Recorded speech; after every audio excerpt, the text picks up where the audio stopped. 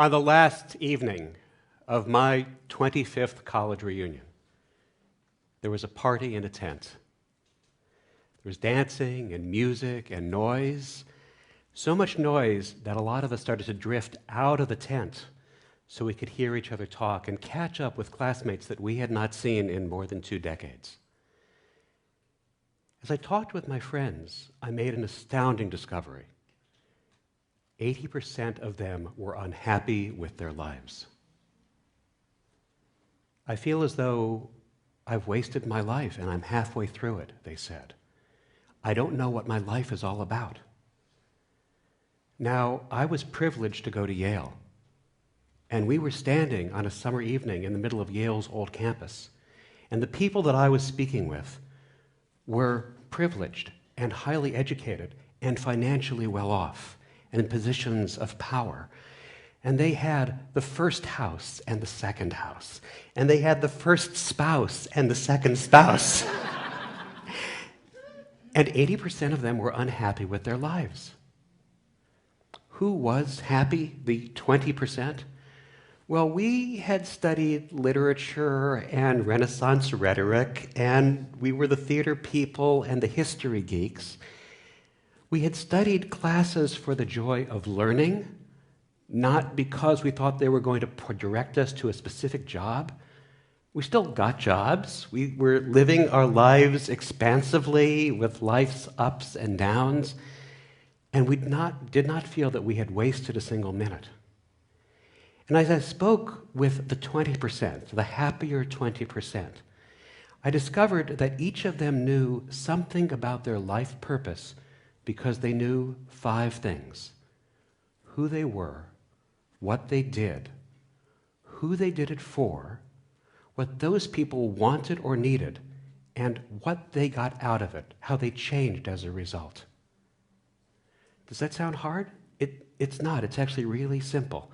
In fact, it's so simple that you can learn your life purpose now. You're going to know your life purpose now in the next 5 minutes. Would you like to know your life purpose in the next 5 minutes? Yes. Can you be a little bit louder, because they're making a lot of noise in the tent, and there's just this silly little microphone next to my cheek to hear you. Would you like to know your life purpose in the next 5 minutes? Yes. Thank you. Actually, it's not even going to take 5 minutes. So can I share something else with you? If you're like a lot of us, you have wondered and worried about your life purpose for a long time. And there are books and magazines and workshops and seminars about it. In fact, Amazon lists 151,928 books that refer to how you can learn your life purpose. Well, I know some people who have spent their entire lives trying to learn their life purpose. And look, we can all agree that the unexamined life is not worth living.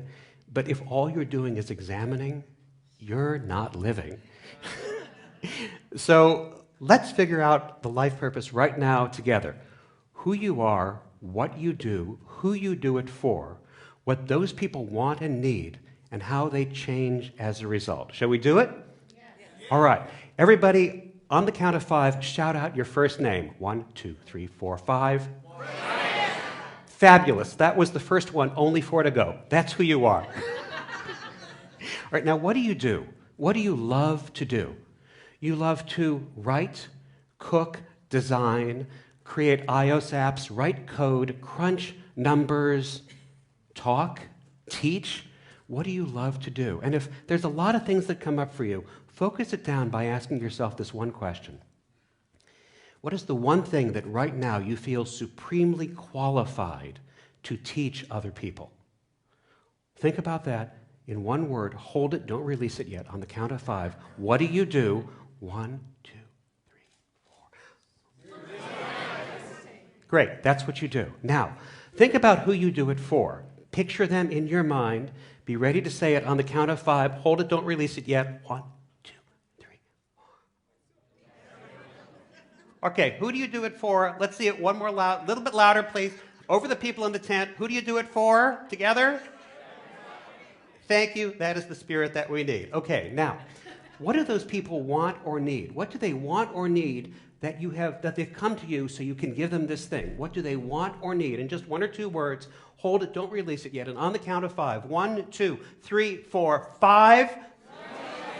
Fantastic. Now, this is the best one. How do they change? How do they change or transform as a result of what you give them? On the count of 5, how do they change or transform as a result of what you give them? 1, 2, 3, 4, 5. Terrific. Now, we're going to put this all together kind of in a sentence, okay? Everyone together, louder than the people in the tent. Who are you? What do you do? Who do you do it for? What do they want or need? How do they change as a result? Fantastic. You have all just done something that people who went to Yale could not figure out for 25 years. Congratulations. Give yourselves a hand. Now, why is that formulation so powerful? Because of all those 5 things that you need to know what your life purpose is, only 2 are about yourself. The others, 3 of them, are about other people. Who they are, what they want or need, and how they change as a result. That formulation forces you to be outward-facing. And all the happier people that I met outside the tent on that warm New Haven night, they were outward-facing, they were not inward-facing. They knew very clearly whom they served, what those people needed, and how those people changed as a result.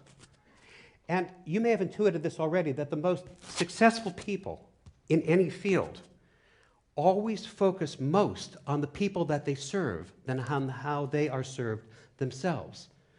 Happier people make it a point to make other people happy and do things that make them feel well taken care of and secure. If you make other people happy, life teaches us we will be taken care of too. So since you all did so well, we have time for just a little bit of extra credit. One of the most difficult things that happens when you meet people for the first time is they ask you this question.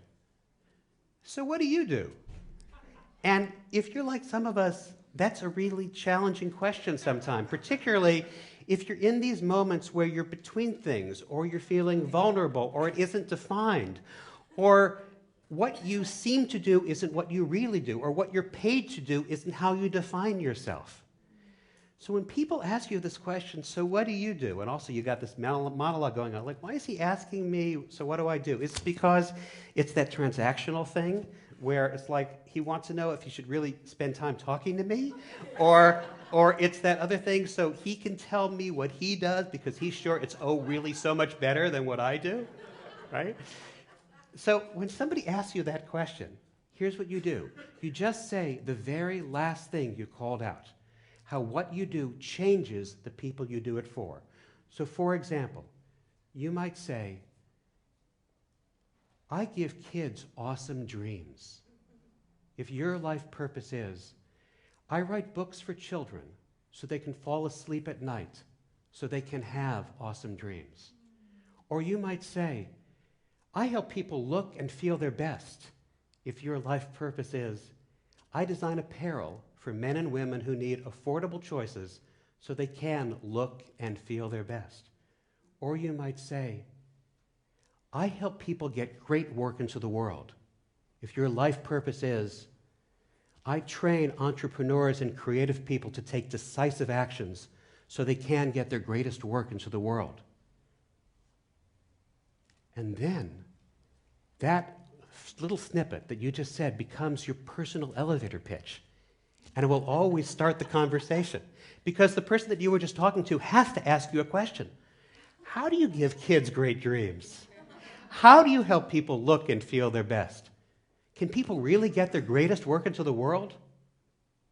And then you get to tell them, and you get to share your life purpose, and you get to share how they may come to learn theirs too.